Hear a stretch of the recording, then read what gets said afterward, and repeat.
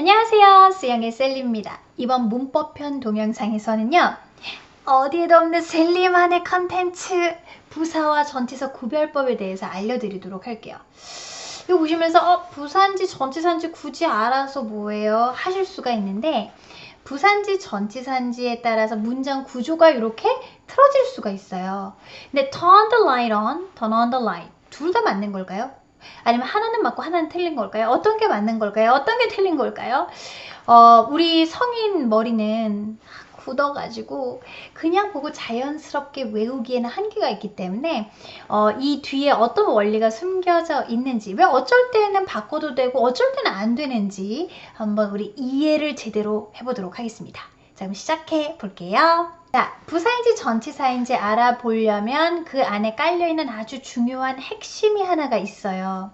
자, 일단 밑에 두 문장을 보시면 똑같이 down이라는 녀석이 있는데요. 하나는 부사이고 하나는 전치사예요. 자, 전치사인지 부사인지 알아보는 핵심 전제는 이 down에 주체가 누구인지에 따라 결정된다라는 게 핵심이에요. 일단 첫 번째 거 문장을 보시면은요. 잭이 길을 따라 걸어 내려오고 있죠. 룰루랄라 길을 따라서 쭉 내려오면은 down의 주체가 누군 거예요? 잭이에요? 아니면 the street이에요? 누가 down하고 있는 거예요? 그쵸. 잭이 down하고 있는 거죠. 자, 이렇게 down의 주체가 문장의 주어인 경우 우리가 down을 전치사라고 하는 거죠. 위에 건 down의 주체가 잭이 되면서 전치사예요. 자, 근데 밑에 거를 보시면은요. 잭이 책을 내려놓은대요. 자, 그러면 down 내려가는 거는 잭이 내려가는 거예요? 책이 내려가는 거예요? 그렇죠. 책이 내려가는 거죠. 자, 이렇게 down의 주체가 문장의 목적어인 경우 우리가 이거를 부사라고 얘기를 해요. 그래서 하나는 모양은 똑같지만 보시면 전치사이고 하나는 부사구나 라는 거를 구별 지을 수가 있겠죠. 자, 이렇게 부사인지 전치사인지가 중요한 이유는 부사인지 전치사인지에 따라서 위치가 바뀌기 때문이에요. 자, 근데 이걸 보기 전에 우리가 알아둬야 될 핵심은 뭐냐면 영어의 중요한 습성 중에 하나, 영어는 의미상 끈끈한 거를 붙여준다라는 습성이 있어요. 의미상 끈끈한 걸 붙여준다라는 거 잘 생각해 보시면서 자, 첫 번째 문장 rely on 하면 의지하다, 기대다라는 뜻이 있죠.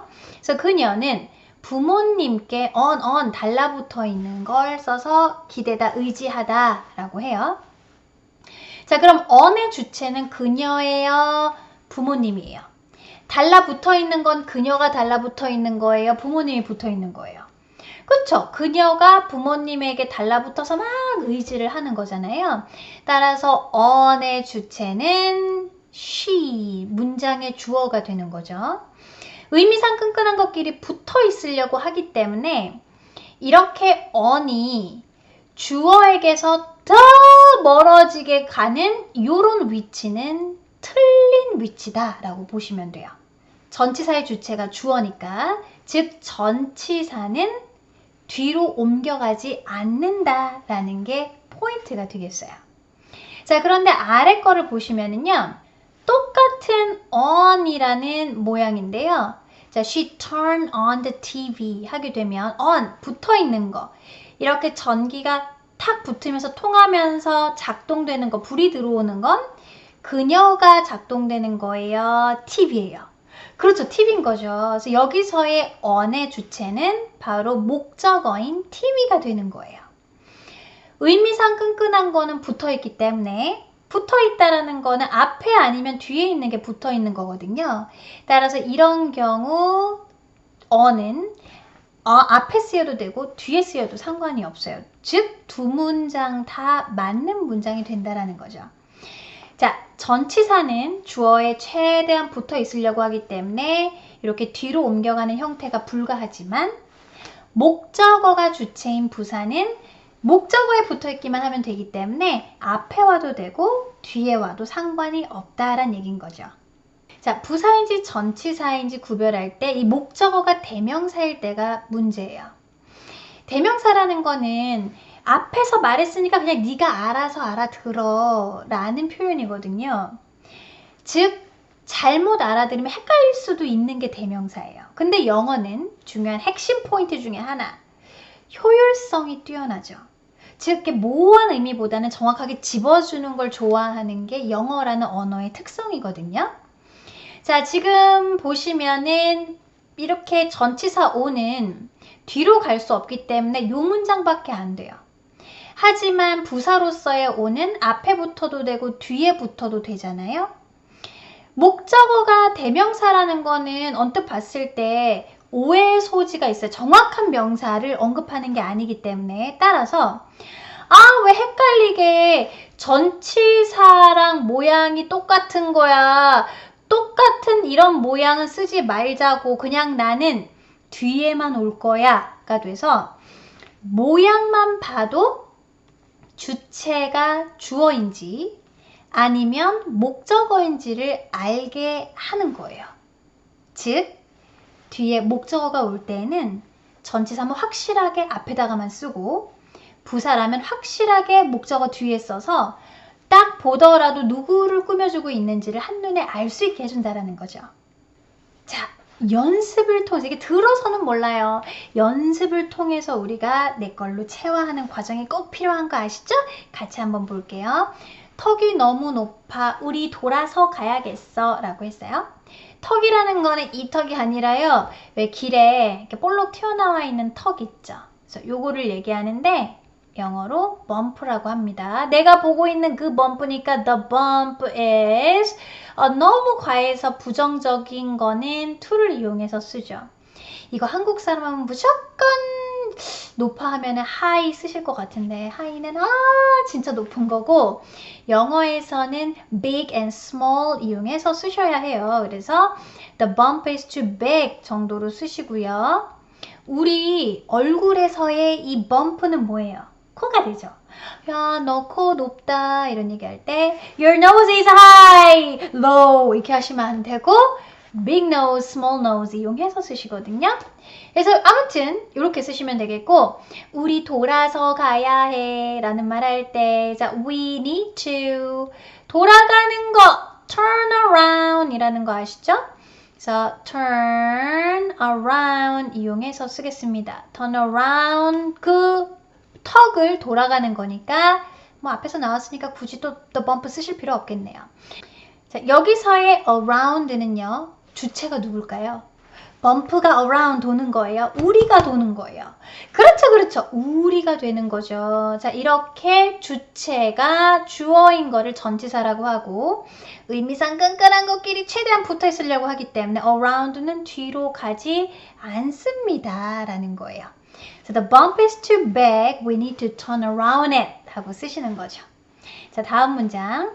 그녀는 이제 차를 돌려서 가버렸대요. 자, 어떻게 쓰시면 돼요? She 여기서도 turned around 그녀의 차를 이제 돌려서 갔겠죠. Her car and drove away 하고 쓰셔도 되고요.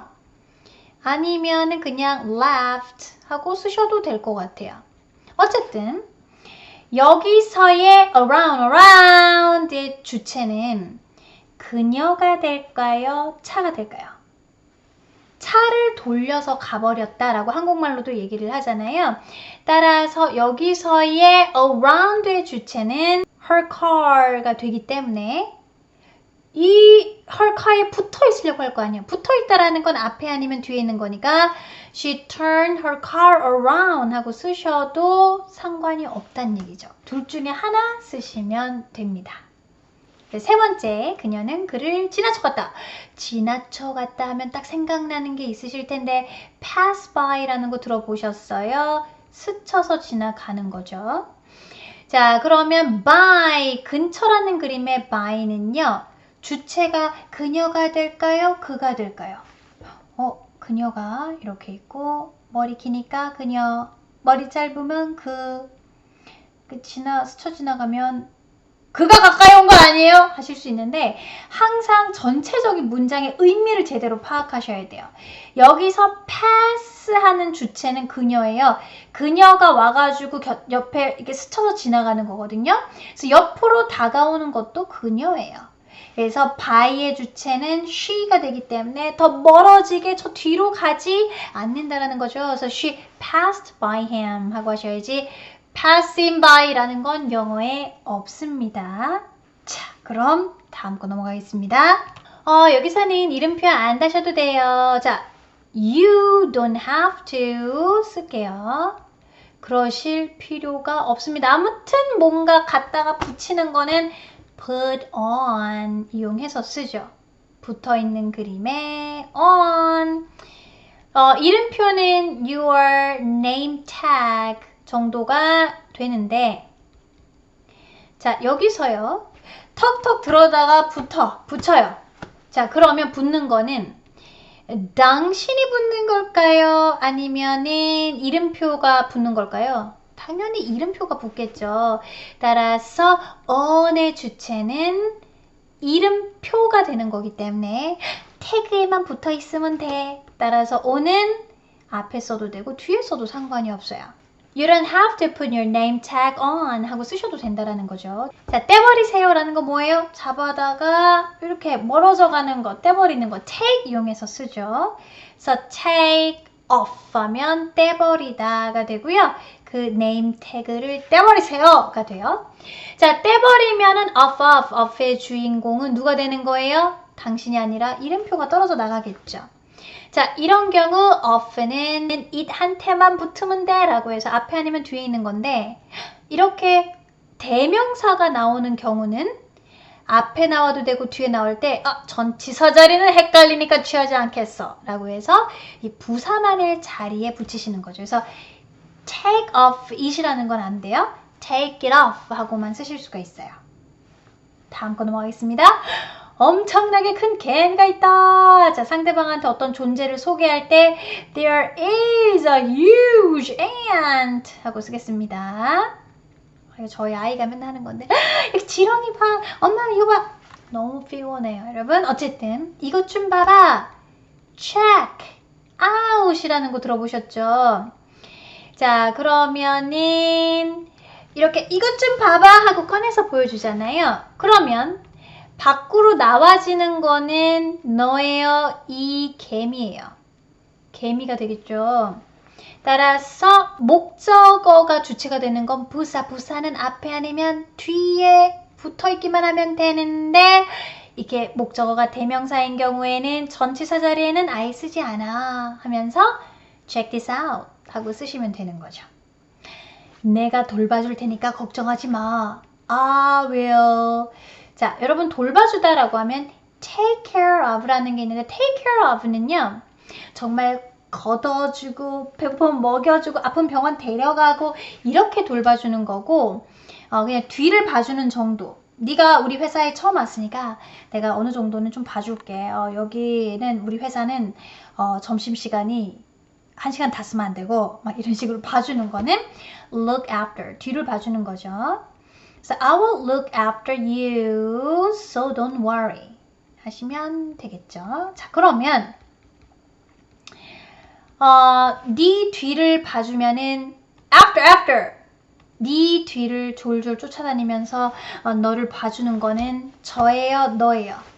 당연히 제가 되겠죠. 제가 네 뒤에서 너를 봐주는 거잖아요.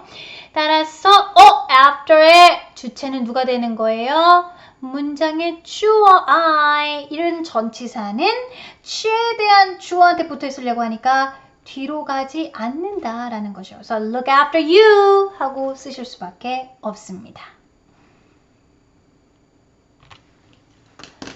자, 여러분 어떠셨어요? 우리 부사인지 전치사인지 뭐 문법적으로 정말 그야말로 시험을 위한 지식이 아니라 부사인지 전치사인지에 따라서 문장 구조가 바뀌는데 그동안은 뭐 turn it around 소리가 둘 다 왠지 자연스러운데 이렇게 느낌으로 아셨다면 본인의 느낌 믿으면 안 되는 거 아시죠? 아직 아직은. 그래서 이렇게 좀 어떤 지식을 가지시고 헷갈리실 때 좀 이렇게 따져보시는 것도 필요할 것 같아서 한번 가지고 와봤습니다. 여러분 무조건 외우시지 마시고 영어는 의미상 끈끈한 것끼리 붙어 있으려고 한다는 거. 영어는 효율성이 뛰어나기 때문에 모호한 대명사에 모호하게 문장 구조까지 만들어주지 않는다라는 거 잘 생각해 보시면서 복습 꼭 해주세요. 여러분 수고하셨습니다. 바이.